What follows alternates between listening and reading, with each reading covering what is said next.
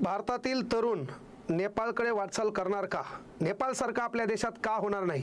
25 लाख पोरं परीक्षा देतात आणि 25 लाख पोरांच्या आयुष्याला घोडा लावण्याचं काम इथली सरकारी यंत्रणा करत असेल, त्याच्यानंतर पक्षाच्या सतरंजा उचलणाऱ्या भांडगुळांनो, ज्याचं जळतंय त्याला कळतंय.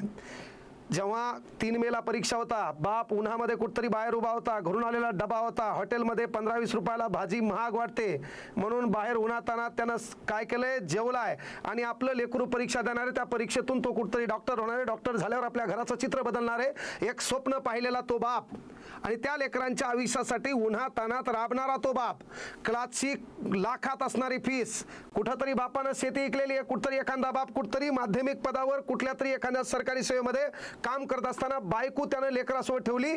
स्वतःच्या स्वयंपाकाचा विचार न करता, स्वतःच्या सुखाचा विचार न करता, येणाऱ्या काळात माझं पोरग डॉक्टर येईल हा विचार मनाशी धरून ज्या बापाच्या स्वप्नावर पाणी फिरण्याचं काम सरकारच्या अखत्यारीत येणार ही एजन्सी जिचं नाव NTA, 25 लाख लोकांनी दिलेली परीक्षा, 1700 रुपये एका पोराच्या परीक्षेचा शुल्क म्हणजे 400 कोटी रुपये तुमच्याकडे जमा झालेली जंगम मालमत्ता.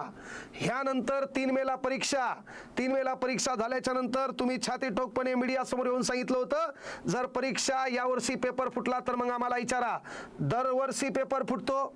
त्याच्यानंतर ते राजस्थान नावाचं राज्य, त्या राज्यामध्ये शिखर नावाचं डिस्ट्रिक्ट, तिथं एकाच ठिकाणी 10 ते 20% एकूण देशाच्या तुलनेत डॉक्टर होतात.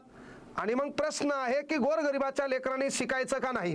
प्रश्न आहे गोरगरिबांच्या लेकरांची परीक्षा वस्तुनिष्ठ होणार का? परीक्षा पारदर्शक होणार का? आणि नाशिकमधून 10 ते 20 जणांना अटक होते. 30 वर्षाच्या फळीमधले युवक आहेत.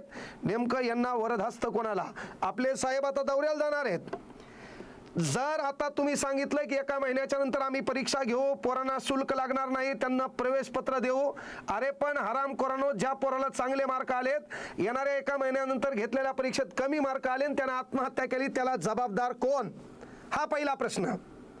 त्या पोरानं स्वतःच्या जीवाचं बरं वाईट केलं, याला जबाबदार कोण? 720 मार्काचा पेपर आहे, 180 प्रश्न आहेत, एका प्रश्नाला 4 गुण आहेत, निगेटिव्ह सिस्टीम आहे आणि 140 प्रश्न 3 मेच्या पेपरमध्ये बाहेर आले. याचा अर्थ 600 मार्क तर पहिलेच बाहेर आणले तुम्ही. आणि त्याच्यानंतर त्या भिकारचोटाने पेपर विकला केवळ 20,000 रुपयाला. डॉक्टर व्हायचे त्यावेळेस वर्षाला जरी तुम्ही विचार केला ना, गव्हर्नमेंट कॉलेजला बी लागलं 5 लाख रुपये पोराला खर्च येतो.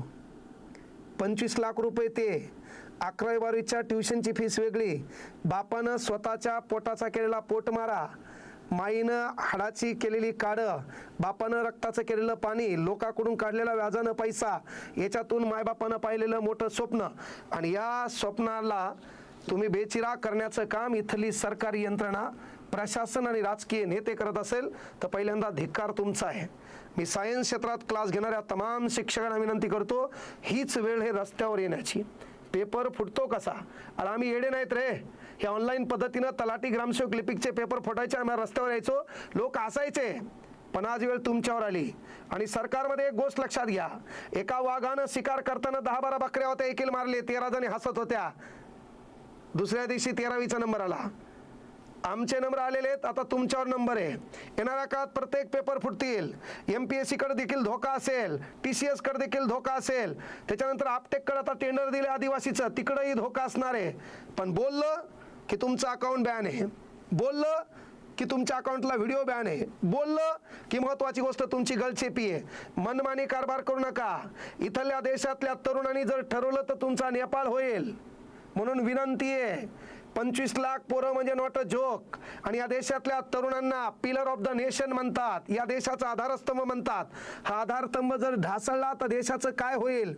ही गोरगरिबाची लोक आहेत म्हणून कुठतरी देशाभिमान आहे. तुमच्यासारख्या हरामखोरांनी ते देश विकायला काढलाय. पण याच्यातून तुम्ही पेपर घेणार, नाशिकमध्ये आरोपी सापडले, त्या आरोपीचं करणार काय? पेपर फोडणाऱ्या यंत्रणेला कोण सहभागी होतं? याच्यात कुठली राजकीय यंत्रणा होती का? प्रशासकीय यंत्रणा होती का? त्याच्यानंतर केवळ NTA नाही, त्या NTA वाल्याला तर काय करा, कपडे काढून हाणा. त्याच्यामध्ये जे लोक आहेत का, मरस्तोर हाणा. लय भपारे हाणू लागला. एक तर गांजा पिऊन पेपर घेतो का गांजा पिऊन यंत्रणा लावतो. अरे पोरांच्या आयुष्याला घोडा लावण्याचं काम भिकारचोटानं तुम्ही करत असाल तर त्या मायबापांच्या स्वप्नाचं काय? आता येणाऱ्या काळात ही परीक्षा रिपीट झाल्याच्या नंतर जर 10-15 पोरांनी सुसाईड केलं तर याचा परिपूर्ण ब्लेम NTA मध्ये जे काही कार्यरत यंत्रणा असतील त्यांच्यावर करा. आणि पोरं करतील काय बरं वाईट, पण पोरं बरं वाईट करू नका. ज्यांना मार्क कमी पडले त्यांना अभ्यास करा. ज्या पोरांना स्वतःवर विश्वास आहे त्याने अभ्यासात ते सातत्य ठेवा. ही गोष्ट आवर्जून लक्षात ठेवा. पण येणाऱ्या काळात पेपर फुटू नाही म्हणून क्लासमध्ये कामगिरी करणाऱ्या विद्यार्थ्यांच्या भरोश्यावर मोठे होणाऱ्या तमाम शिक्षकांना विनंती आहे, हीच वेळ हे रस्त्यावर या. AC गाडीत बसून बिस्लरीचं पाणी पिऊन दुष्काळावर गप्पा हाणता येत नसतात. काचात बसलेल्या हरामखोर अवलादींना जागा करण्यासाठी रस्त्यावरला आपला आवाज मोठा लागतो. तो आवाज मोठा झाला पाहिजे. इथून पुढे महाराष्ट्रातल्या देशातल्या गोरगरीब लेकरांना न्याय मिळाला पाहिजे. म्हणून एकत्र या. इथल्या झुंडशाहीच्या विरोधात, इथल्या दबावशाहीच्या विरोधात, इथल्या विद्यार्थ्यांचं आयुष्य खराब करणाऱ्या भिकारचोट सरकारी यंत्रणेच्या विरोधात आपण सोबत आहोत. कधी आवाज द्या, आम्ही तुमच्या सोबत नाही ते एक पाऊल पुढे असू. विद्यार्थ्यांनो, काळजी घ्या स्वतःची, स्वतःच्या परिवाराची. धन्यवाद. जय हिंद, जय महाराष्ट्र.